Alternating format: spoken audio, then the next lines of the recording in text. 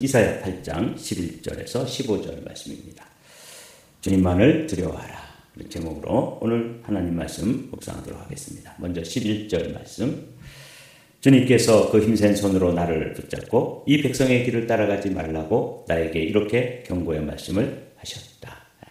오늘 이 이사야 8장의 말씀은 그 당시에 정치적인 상황 또 처한 그런 환경을 조금 이해해야지만 오늘 여호와 하나님만을 의지하라 하는 이 말씀의 의미, 하나님만 두려워하라 하는 이 말씀의 본 뜻을 이해할 수 있습니다. 주님께서 오늘 이사야를 통해서 당시의 그 이스라엘 사람들, 특별히 남쪽 유다의 아하시아 왕에게 주셨던 말씀, 이 말씀이 어떤 그 역사적인 배경, 또 어떤 상황에서 주셨는지 그것을 이제 우리가 성경을 해석할 때 텍스트, 그 본문이죠. 이 텍스트는 컨텍스트, 그 본문이 주어진 환경과 상황에서 살펴보아야 된다. 학자들은 늘 그렇게 이야기하고 있습니다. 그래서 우리도 그것을 한번 살펴보도록 하죠. 어떤 상황이었는가. 이사야 7장, 어제 우리가 나눈 말씀, 어제도 잠깐 우리가 언급을 했는데 7장 2절 또 4절을 보면 그 당시에 상황이 어떠했는지를 좀 엿볼 수가 있어요. 시리아 군대가 에브라임에 주둔하고 있다는 말이 다윗 왕실에 전해지자 왕의 마음과 백성의 마음이 마치 거센 바람 앞에서 요동하는 수풀처럼 흔들렸다. 어떤 상황인지 아시겠죠? 그 아람 군대 또는 시리아 이 군대가 북쪽에 있는 이스라엘, 여기서는 이제 에브라임이라고 되어 있죠. 그러니까 북쪽에 있는 이스라엘과 그보다 조금 더 북쪽에 있는 시리아 또는 아람이라고 성경에 나와 있는 그 사람들이 동맹을 맺었어요. 그래가지고 자신들보다 더 힘이 센 아스로라고 하는 나라, 그 아시리아에도 대항하고 또 남쪽 유다의 아하시아 왕에게 우리가 동맹을 맺었는데 당신도 우리와 동맹을 맺어가지고 지금 강국으로 세력을 떨치고 있는 아스루를 좀 우리가 막아서보자. 그래서 이 아하시아에게 제안을 했는데 아하시아는 속마음이 따로 있었습니다. 아무리 북이스라엘 그 다음에 시리아 이렇게 동맹을 맺어도 저 지금 강국으로 자리 잡고 있는 아스루를 이길 수가 없다. 그래서 우리는 아스루와 손을 잡는다. 그런 속마음을 가지고 있었던 것이죠. 4절 말씀 한번 읽어볼게요. 그를 만나서 그에게 정신을 바짝 차리고 침착하게 행동하라고 일러라. 이거는 이제 하나님께서 이렇게 숲을처럼 흔들리는 그 아하시아 왕 그리고 남쪽 유다의 백성들 그 사람들에게 가서 두려워하지 말고 그렇게 뭐 벌벌 떨지 말고 정신 차려라. 그 말을 전하라고 이사야에게 이제 주신 말씀이에요. 시리아의 르신과 르말리아의 아들이 크게 분노한다 하여도 이게 시리아가 이제 그 지금으로 말하는 그 시리아죠. 아람이라고도 번역이 되어 있어요. 요 아람 군대와 여기 르말리아라고 하는 것이 그 군대 그 통치자들이잖아요. 르신과 르말리아 이 사람들이 뭐 전쟁을 일으키고 또 동맹을 맺고 또 아시아와 그 유다에 대해서 분노한다 할지라도 하나님 보실 때는 타다감한 두 부지깽이에서 나오는 연기에 지나지 않으니 두려워하거나 겁내지 말라고 일러라. 그 당시에 그 상황을 여러분들이 한번 이 지도를 보시면 이게 어떤 상황인지 PRP를 좀 빼주시겠어요? 네. 이게 이제 아수르라고 하는 나라가 그 위에 제일 큰 대국으로 강국으로 그 당시에 이제 세력을 넓혀가고 있었습니다. 그리고 그 북이스라엘과 아람 또는 오늘 세 번역에서는 시리아라고 되어 있죠. 여기 르신이라고 하는 사람, 그 다음에 북이스라엘의 베가라고 하는 사람이 이 두 왕이 이제 동맹을 맺고 그 밑에 있는 남쪽 유다 나라를 위협하고 있을 때 그들이 숲을처럼 떨었다. 왜냐하면 이 두 왕이 동맹을 맺고 연합군을 형성해서 쳐들어오니까 두려울 수밖에 없겠죠. 그때 이 사람들이 이렇게 지금 볼 때 힘이 있고 강력해 보여도 사실은 타담한 부지깽이 정도에 불과하다. 거기서 나오는 연기가 여러분 부지깽이 아세요? 시골에서 이렇게 불을 뗄 때 그 장작 또는 뭐 나무 그 아궁이에다 불을 뗄 때 이제 그 나무를 잘 타도록 이렇게 들추기도 하고 또 밀어 넣기도 하고 그러다 보면 그 부직갱이도 불이 붙죠. 근데 그거는 뭐 별거 아니에요. 꺼내가지고 한번 그냥 이렇게 그 재에다가 문지르고 그러면은 또 꺼지기도 하고 뭐 그 정도죠. 그게 뭐 불이 붙어 있지만 그렇게 뭐 위협적이지 않잖아요. 부직갱이에서 타는 그 불 또 연기는 뭐 별거 아니란 말이죠. 이 아람 군대와 북이스라엘이 뭐 굉장한 것처럼 보여도 이거 걱정하지 말아라. 두려워하지 말아라. 이렇게 이사야를 통해서 아하시아에게 메시지를 주신 거예요. 그리고 어제 징조를 하나 보여주겠다. 징조를 구해라 그랬더니 난 징조 구하지 않습니다. 이렇게 교만을 떨었잖아요. 그때 하나님께서 보여주신 징조가 뭐냐면 임마누엘, 하나님이 우리와 함께 하신다. 그 징조를 보여줬다는 거예요. 이게 이제 좀 전체적인 그 그림이 그려지시죠. 이런 상황에서 이제 하나님께서 그 시대를 바라보시면서 오늘 본문을 이해하기 위해서 지금 그 전체적인 당시의 역사적인 상황을 살펴보는 거예요. 이 백성이 잔잔히 흐르는 실로와 냇물은 외면하고 르신과 르말리아의 아들 앞에서 간담이 서늘하여졌으므로 나 여호와는 굽이치는 저 강줄기를 끌어들이리라. 아시리아의 왕으로 하여금 위세도 당당하게 쳐들어오게 하리라. 개울마다 물이 차고 뚝마다 넘어 유다까지 밀려들어 휩쓸어 가리니 그 물이 목에까지 차리라. 임마누엘아, 그가 날개를 펴서 내 땅을 온통 뒤덮으리라. 어제 제가 이제 월요일날하고 화요일날 이틀간 또 내러티브 프리칭 세미나를 또 잠깐 참석해서 설교를 어떻게 또 해야지 성도들에게 잘 전달되는지에 대해서 배웠어요. 근데 이제 그 목사님은 이 설교를 할 때 describe 잘 이렇게 상황을 이렇게 묘사해 가지고 성도들의 머리에 그림이 그려지도록 해야 된다. 이게 주였어요. 그러니까 이렇게 어떤 명제라든지 어떤 설명을 하기보다는 describe 잘 어떤 상황을 묘사해서. 근데 제가 오늘 본문을 보면서 이사야 선지자도 그렇게 했구나. 그러니까 심판 받는다. 주변에 있는 나라들이 쳐들어온다. 이렇게 이야기하지 않고 그걸 물로 설명을 하고 있는 거예요. 그림을 한번 이렇게 여러분 머릿속에 그려보십시오. 이 백성이 잔잔히 흐르는 실로와 냇물은 외면하고 이건 하나님의 은혜의 물이에요. 그러니까 그 예루살렘 성 내에서 잔잔히 흐르는 그 시냇물을 실로와 냇물이라고 해요. 그러니까 은혜가 흐르는 거죠. 근데 그거는 의지하지 않고 르신과 르말리아, 방금 우리가 본 그 아람 군대들 그리고 또 북이스라엘의 군대들 이런 군대들의 간담이 서늘해졌다. 그것만 두려워하고 있는 거예요. 지금 은혜가 흐르고 있는데 하나님께서 잔잔하게 시냇물처럼 흐르지만 그거는 보이지 않고 그냥 격하게 흐르는 그런 물에 지금 눈이 휘둥그레져가지고 간담이 서늘해졌다. 너희들 그거 보고 그렇게 놀래냐? 더 큰 물이 있는데 그게 이제 아수르라고 하는 그 강대국의 강물줄기를 끌어들여가지고 정말 두려워하고 정말 무서워하는 게 무엇인지 한번 맛을 보여주겠다.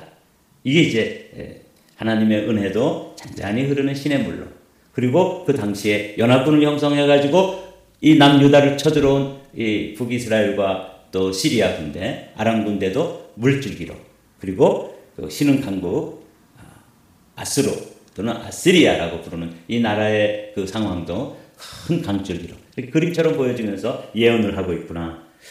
이 이사야 선지자도 내러티브 프리칭을 배웠나? 그래서 이렇게 예언을 하는데도 그림이 그려지도록 그 예루살렘 성에 잔잔한 시냇물이 흐르고 거기에 은혜가 강물이 흐르는데 그렇게 흐르는 은혜의 강물은 주목하지도 않고 지금 밖에서 흘러 들어오는 그 물들에 너무 두려워하면서 떨고 있는 그들에게 그런 거 그렇게 두려워할 필요 없다. 정말 두려워하면 그것이 목에까지 쳐들어와가지고 정말 다 휩쓸어 간다. 이렇게 이제 이사야 선지자가 설명을 하고 있어요. 어떤 형편인지 아시겠죠? 그래서 오늘 11절부터 이제 말씀을 보면 이사야 선지자가 그 유다 백성들에게 뭘 이야기하려고 하는지 금방 알 수 있어요. 주님께서 그 힘센 손으로 나를 붙잡고 이 백성의 길을 따라가지 말라고 나에게 이렇게 경고의 말씀을 하셨다. 그러니까 사람들은 다 그 큰 강물처럼 파도처럼 밀려오는 그 물결을 바라보고 간담이 서늘해지고 수풀에 그 바람 흔들리는 그 수풀처럼 다들 벌벌 떨고 있는데, 그때 이제 하나님께서 강력한 손으로 이사야 선지자를 딱 붙들고 예언의 말씀을 주시는 거예요. 오늘 그 예언의 말씀을 우리가 함께 듣기를 원합니다. 사실 우리도 흉흉한 뉴스들, 또 정말 힘들고 어려운 그런 상황이 느껴지는 그런 뉴스들을 우리도 듣게 되잖아요.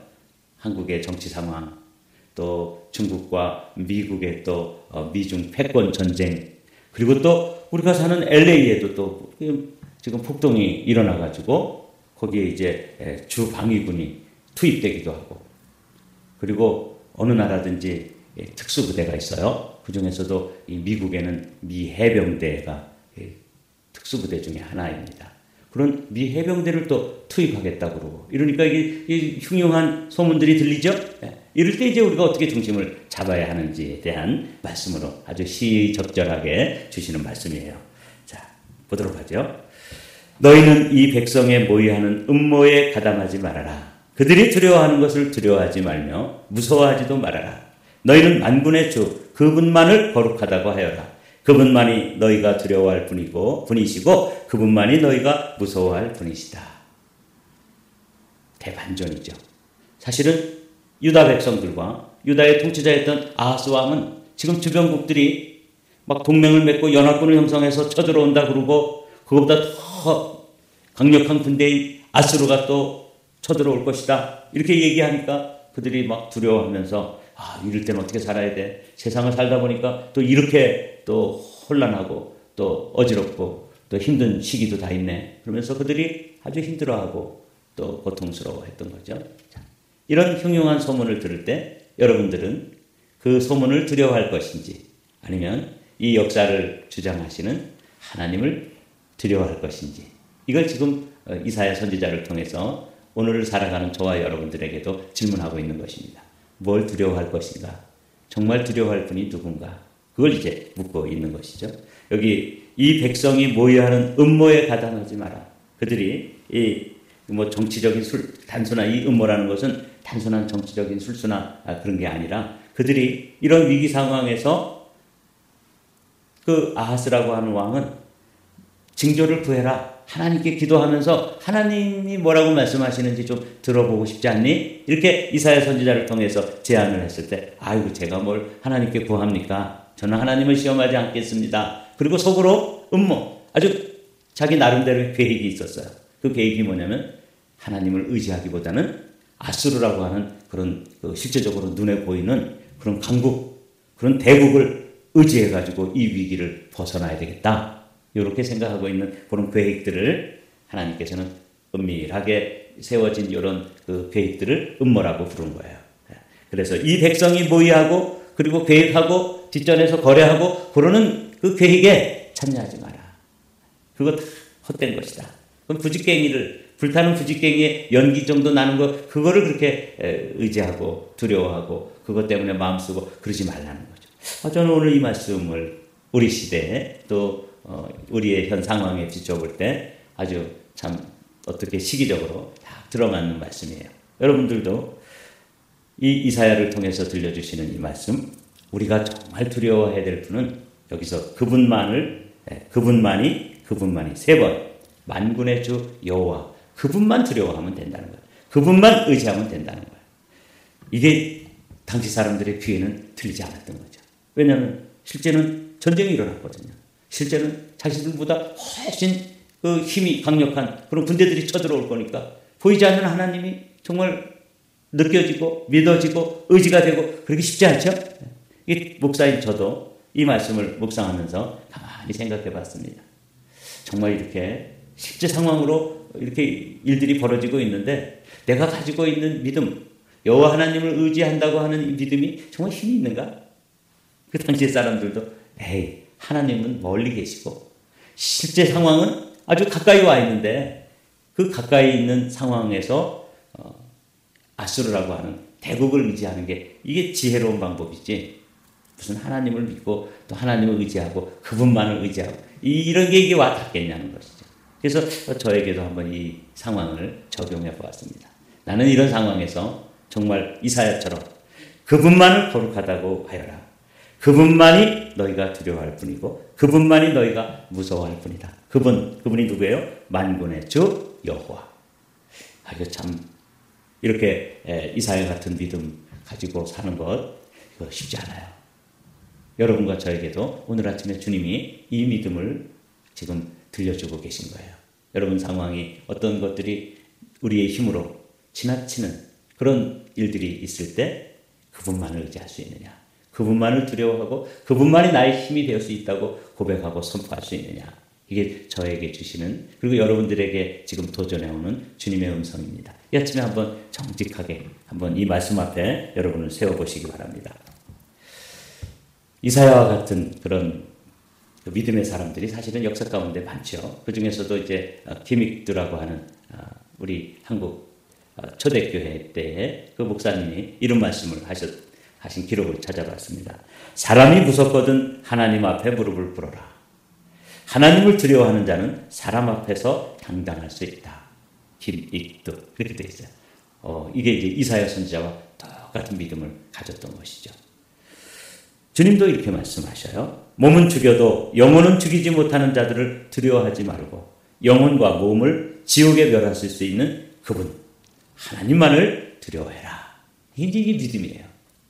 오늘 아침에 이사야를 통해서 또 김익두라고 하는 그런 우리 한국 교회사의 대부흥사였던 그런 목사님 또는 주님께서 정말 두려워야 될 것이 뭐냐 하는 것을 보여주는 것이죠. 마음에 좀 새기십시오. 오늘은 그 당시에 이스라엘의 역사적인 상황, 또 우리 시대가 살아가는 이 혼란한 상황, 이게 사실은 비슷해요. 어떻게 보면 아주 유사하죠. 이런 상황에서 우리가 의지해야 될 분이 누구냐 하는 것을 가르쳐주고 있잖아요. 오늘 본문이죠. 이사야 8장 14절 15절에서 이렇게 말씀하세요. 그는 그 하나님이시죠. 하나님은 성소도 되시지만 이스라엘 두 집안에는 거치는 돌도 되시고 걸리는 바위도 되시며 예루살렘 주민에게는 함정과 올가미도 되신다. 많은 사람이 거기에 걸려서 넘어지고 다치며 덫에 걸리듯 걸리고 사로잡힐 것이다. 이사야 선지자는 하나님만을 의지하고 그분만을 두려워해야 됩니다. 근데 그분에 대해서 이제 우리가 어떻게 결단을 해야 되는지를 보여주는 구절이에요. 하나님은 우리에게 성소가 되시기도 한다. 성소 아시죠? 지성소를 말하는 거예요. 하나님이 임재하시고 하나님이 임마누엘 함께 하시면서 이스라엘 백성 가운데서 그들을 인도하시는 그 상징을 성소라고 불렀어요. 그 그림을 한번 더 그려보십시오. 하나님이 그 광야에서 이스라엘 백성들을 인도하실 때 그 하나님이 함께 하신다는 그 임마누엘의 상징으로 성막을 세우시고 성막이 늘 이스라엘 진영 가운데 그 가운데 있었습니다. 그걸 통해서 내가 너희와 함께 한다. 이게 성소예요.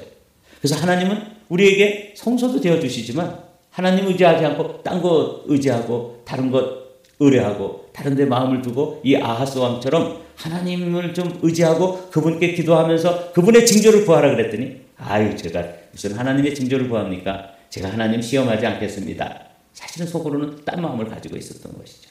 당시에 가장 강력한 힘을 가지고 있었던 아수르를 나는 의지합니다. 이렇게 하잖아요. 그렇게 되면 하나님이 그 사람의 인생에 뭐가 된다고요? 거치는 돌, 걸려 넘어지는 바위 덩어리, 그리고 푹 빠지는 함정, 걸려서 꼼짝도 못하는 올가미, 이렇게 된다는 거예요. 그리고 이사야 선지자를 통해서 이런 그림 언어로 보여주고 있잖아요. 여러분 여기 올가미 같은 거 아시나요? 이걸 올무라고도 하는데 이 토끼나 멧돼지나 이런 것들은 다 산에서 자기가 다니는 길로만 다녀요. 그래서 이렇게 산에 올라가서 이제 이 사냥을 잘하는 사람들은 산에 올라가서 이제 돌아다니면 그 산 짐승들이 다니는 길이 보인다는 거죠. 거기다가 똥도 싸놓고 토끼 같은 경우는 그거 쌀이까지나 칡 넝쿨을 갉아먹은 자국도 있고 그리고 그게 맨날 다니기 때문에 뺀질뺀질해요. 특별히 눈이 온 다음에 가보면은 그 발자국도 다 나 있잖아요. 그럼 거기다가 이제 이렇게 올무를 하나 딱 놓아요. 그러면 영락없이 그 길로 지나가다 그만 턱턱 걸려버리잖아요. 그 올무에 걸리면 사실은 뒤로 한 발짝 살짝 물러나면 되는데 짐승들은 절대로 뒷걸음을 치지 않습니다. 직진을 해요. 그러니까 점점 목이 이렇게 조이도록 되어 있잖아요. 올감이라는 게. 그 올감이 탁 걸리면 짐승들은 자기 힘으로 아무리 힘센 멧돼지라 할지라도 뭐 큰 짐승이라 할지라도 여기 한번 걸리면 빠져나올 길은 없습니다. 사실은 가만히 앉아서 이렇게 풀면 될 텐데 못 풀죠. 왜냐하면 자꾸 그냥 당황해가지고 앞으로 치다르니까. 이게 뭐냐면 거치는 돌, 걸리는 바위, 함정, 그 다음에 올가미. 다 하나님이 나에게 있어서 성소가 되시느냐 아니면 걸림돌이 되느냐. 그런 인생을 지금 두 예를 이사야 선지자가 아하스에게 지금 이야기하고 있는 거예요. 하나님을 어떻게 믿고 살 것입니까? 그분이 나에게 있어서 성소가 되도록 하나님이 함께 하시고 하나님이 임재하시는 그런 이야기, 성소죠. 아니면 거치는 바위, 걸림돌, 함정, 올가미처럼 그분에게 걸려 들어가지고 결국은 심판을 받고 멸망당하는 그런 일을 하겠습니까? 그걸 지금 보여주는 거예요. 베드로 사도도 그런 이야기를 했죠. 그러므로 이 돌이 예수님이에요. 이 돌을 믿는 사람들이 여러분에게 귀한 것이지만 성소가 되는 것이죠. 믿지 않은 사람들에게는 집 짓는 자들이 버렸으나 모퉁이의 머릿돌이 된 돌이요. 또한 걸리는 돌과 넘어지게 하는 바위입니다. 그러니까 이건 이사야서 8장에서 그 성경을 읽다가 감동을 받아서 이 베드로 사도도 그림 언어로 기록하고 있는 것이죠. 하나님이 성소가 되시는 분도 있지만 하나님이 바위덩어리처럼 인생의 큰 장애물이 되기도 하겠구나. 오늘 우리에게도 이 말씀을 여러분들이 하나님은 나에게 있어서 도움이 되시고 인생에 동행하시는 임마누엘의 하나님 성소이신가? 아니면 그분은 내게 있어서 걸림돌, 바위돌, 올무 이런 분이신가? 어떻게 하나님에 대해서 여러분들은 선택하실 것인가? 그걸 지금 말씀하시는 거예요. 이제 결론입니다. 한번 맨 1번 한번 읽어보실까요? 하나님은 누군가에게 성소가 되시고 누군가에게는 거치는 돌이 되십니다. 그래서 이제 우리는 두 번째 질문으로 넘어가야 되겠죠. 우리가 그분을 어떻게 대하느냐에 따라 결과가 달라집니다. 그래서 우리 자신에게 한번 질문을 하는 것이죠. 나에게 하나님은 누구이십니까? 성소이십니까? 거치는 돌이십니까? 그 당시에 그 혼란스러운 정치적인 상황, 국제 상황에서 하나님을 아하스는 어떻게 대하고 있었는지를 이사야 선지자를 통해서 지금 예언하고 있는 것이거든요.